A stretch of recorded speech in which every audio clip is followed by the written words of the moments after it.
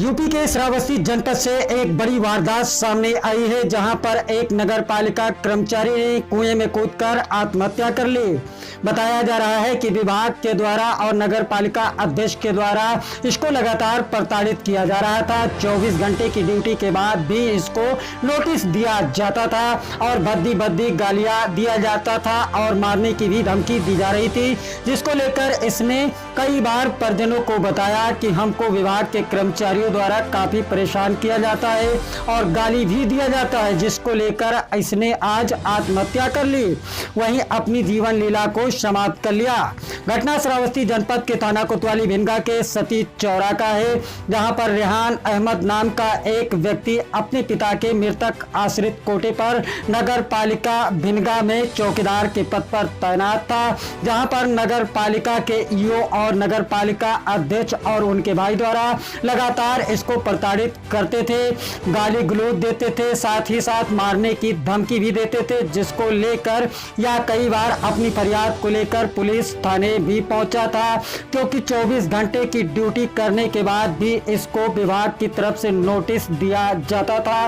Notice और बेइज्जती का बोझा उठाते उठाते एक दिन रेहान थक गया और अपने घर के पास खेत में बने कुएं में कूदकर आत्महत्या कर ली।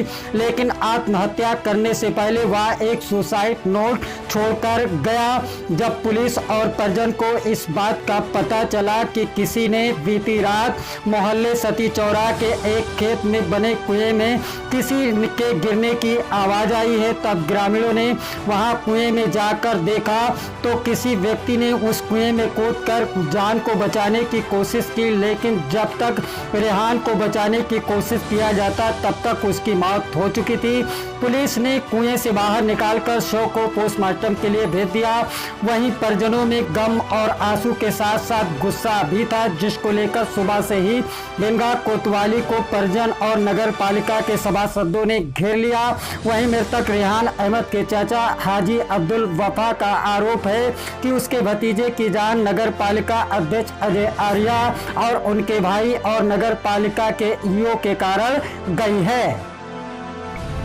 उसको आत्महत्या के लिए उकसाया गया नगर पालिका के अध्यक्ष अजय आर द्वारा और शासी अधिकारी द्वारा, और उनके कुछ बुर्गे भी हैं, उनके साथी भी, उनके भाई भी हैं। इनका एक पूरा ग्रुप है। जब से उसने नौकरी ज्वाइनिंग की है, जब से उसके ऊपर उत्पीड़न लगातार लगाते रहे वो, और वो तनाव में था काफी दिनों से इधर। और इधर भी नौकरी कितने दिन हुआ उसको? तकरीबन लगभग 3 साल हो रहे हैं। किस पद पे तैनात था? क्योंकि वो जलकर विभाग में चौकीदार के पद पर था।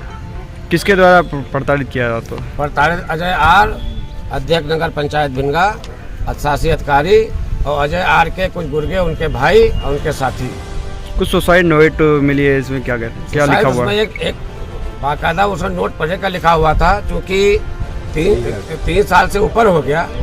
उनके फादर का जो है देहांत हुए, उनका पेंशन नहीं बंधा था, उनका अब तक पूरा एरिया नहीं मिल पाया था जी। इसी लिहाज से वो काफी उसने लिखा पढ़ी की, उसकी पैरोकारी मैं खुद कर रहा था जी जी। इसके बाद भी जी वो अल्टीमेटम देते रहे जी। उसको नौकरी निकालने की भी धमकी देते रहे। और इधर बीच में 1 हफ्ता पहले जो डीजल से जो जेसीबी और ट्रैक्टर चलता है, 1800-1200 लीटर फर्जी बिल बनवा करके उससे वो दस्तखत करवाना चाह रहे थे। और हो भी सकता है हम लोग जानकारी दस्तखत करा भी लिया हो। इसी तनाव में था और उनसे बार बार कह रहे थे चचा हमारे पर बहुत प्रेशर है, ये खुल के नहीं बता पा रहा। तो ये कहता चेयरमैन का, शासी अधिकारी का, उनका बहुत ही प्रेशर है। मैं शासन प्रशासन प्रशिक्षक महोदय, जिलाधिकारी महोदय से मांग करता हूँ कि अजय आर, नगर पालिका अध्यक्ष और शासी अधिकारी, इनके भाई, इनके गुर्गे के खिलाफ 302 का मुकदमा दर्ज किया जाए और अविलंब इनकी गिरफ्तारी की जाए। अभी आपने थाने में तहरीर दी है, क्या अभी हम इससे संतुष्ट नहीं है, इसलिए चूंकि मेरा सगा भतीजा, उसकी 24 साल नियर अबाउट उम्र थी और उसको उस हिसाब से पद भी नहीं दिया गया, जबकि उसमें पद जो है खाली था, समायोजन कर लेते। लेकिन अजय आर्य ने जानबूझ करके उसको पद नहीं दिया, और पद अगर दिया भी तो वो भी जलकर चौकीदार का, और उसके बाद जो है रात में ड्यूटी और दिन में सब्जी डुलवाते थे और अपना घर का काम करवाते थे। और ये भी अल्टीमेटम दिया उन्होंने कि अगर मेरा कहा नहीं मानोगे तो तुमको नौकरी से मैं निकाल दूंगा। कस्बा भिनगा में आज रात्रि में एक 24 वर्षीय व्यक्ति ने सुसाइड कर लिया था। और इस संबंध में उसके परिजनों ने एक तहरीर थाने पर दिया है, जिसमें नगर पालिका के कर्मचारियों पर, उनके अध्यक्ष पर FIR दर्ज की गई है और उसको PM कराया जा रहा है। इसके बाद पूरे प्रकरण की जांच की जा रही है। जो उसमें तथ्य आएंगे उसके आधार पर भी कार्रवाई की जाएगी।